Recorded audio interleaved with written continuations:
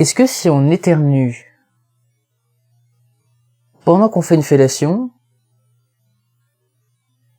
ça gonfle les couilles?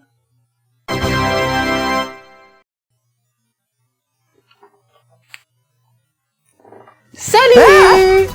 Cette semaine, il y avait la journée des hystériques. Une journée rien que pour nous, pour exprimer le girl power à travers le monde.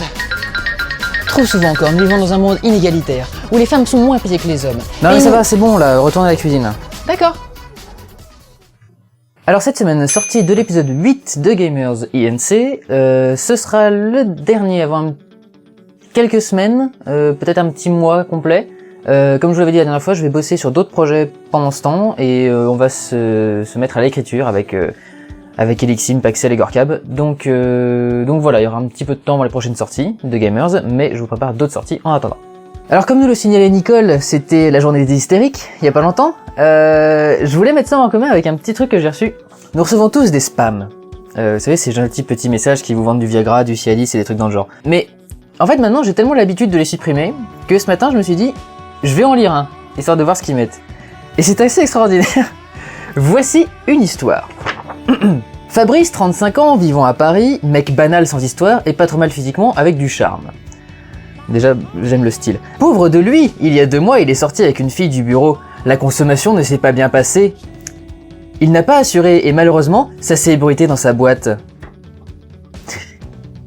Inutile de te dire, parce qu'il te tutoie en plus, inutile de te dire sa honte, et vu que c'est une grosse boîte de téléphonie mobile, ses chances de succès avec la gente féminine s'est effondrées.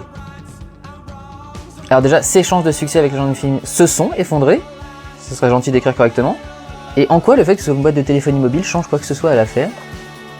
On voit vraiment pas. Il avait plein de cibles en vue, mais c'était plus la peine. On dirait que c'est écrit par un ado de 13 ans, quoi. Il y a un mois, il est allé à une soirée de sa boîte, et là tout le monde s'est moqué de lui, il a failli péter un plomb. Il est parti de la soirée à minuit. La vache, il est parti super tôt. Il pensait qu'avec le temps, ça serait oublié. Il s'est ensuite mis à la recherche d'une solution. Il en a trouvé une. Attention. C'est du foreshadowing, parce que foreshadowing c'est une technique d'écriture en scénario.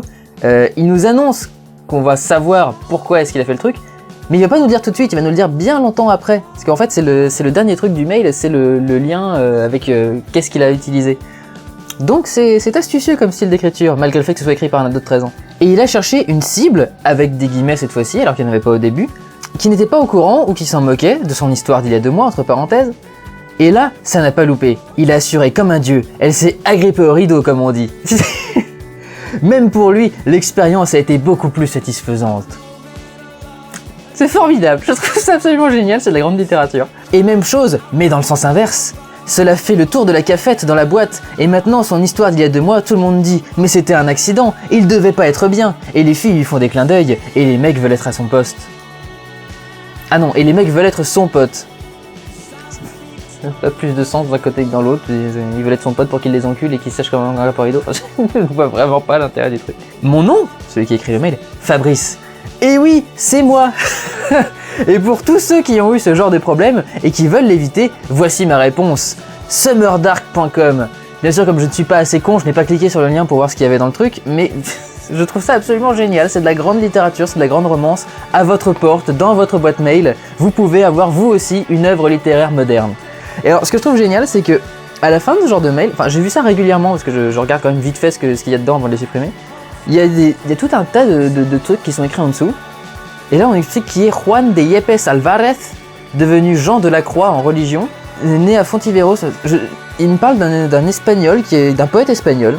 Je ne sais pas d'où ça vient. Alors je suppute que ce soit un truc qui change à chaque mail pour pas que ce soit pris en compte par les trucs de spam, qui remarqueraient les messages qui se répètent tout le temps et qui les supprimeraient. Donc je suppose qu'il doit envoyer un truc différent à chaque fois pour pas que ce soit bloqué par les trucs de spam. C'est bien, on peut se cultiver avec un spam, c'est formidable. Je trouve que les spams sont la nouvelle œuvre littéraire de notre temps. C'est génial.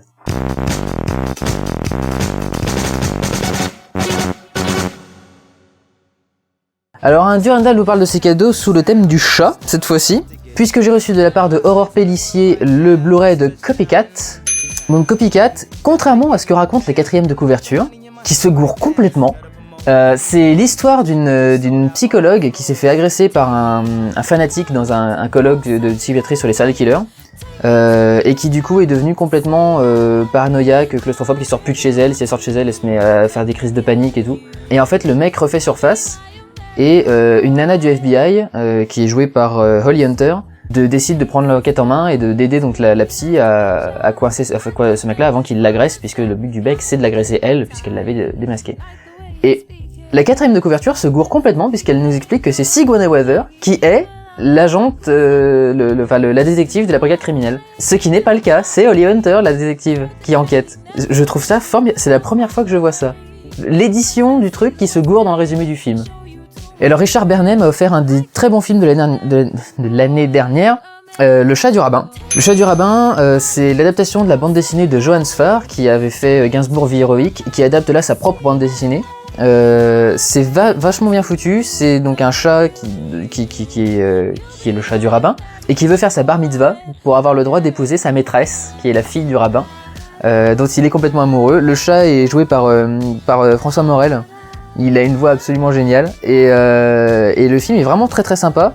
Ça joue très bien sur les oppositions entre juifs, musulmans, tous ces conflits que j'ai encore du mal à cerner complètement, je vous l'avouerai, qui donc là s'opposent sur des questions de religion que le chat met en avant, et qu'il suggère aussi, puisque le chat qui se met à parler c'est très bizarre. Oui, je veux dire, le chat parle, ce qui n'est pas normal dans la logique de ce truc là. Et donc c'est vraiment très bien foutu, c'est très drôle, il y a des passages très très marrants, en particulier en Afrique où il y a une parodie de Tintin qui est juste à mourir de rire. À propos, vu que ça parle de juifs, dans ma vidéo de la semaine dernière j'ai fait une petite blagounette sur ce sujet. Il y a quelqu'un qui m'a dit oui, enfin, maintenant que t'as fait ton vlog sur machin, faudrait peut-être pas faire des blagues sur les juifs tout le temps. J'ai fait mon vlog sur Peut-on rire de tout à cette date. J'ai fait cette blague la semaine dernière. Et entre temps, combien de blagues j'ai fait sur ce sujet? Voilà. Donc, j'en fais pas tout le temps. J'en ai fait une depuis au moins 1 an. Sur ce mes petits amis, je m'en vais bosser sur Hardcover 7.2. Il faut vraiment que je m'y mette, donc ça y est, je vais m'y mettre maintenant. On va écrire avec mes collègues la semaine prochaine, ou la semaine suivante, ou celle d'après, on verra bien quand est-ce qu'on sera tous les 4 disponibles. Et puis en attendant, je vous dis à bientôt. Ciao!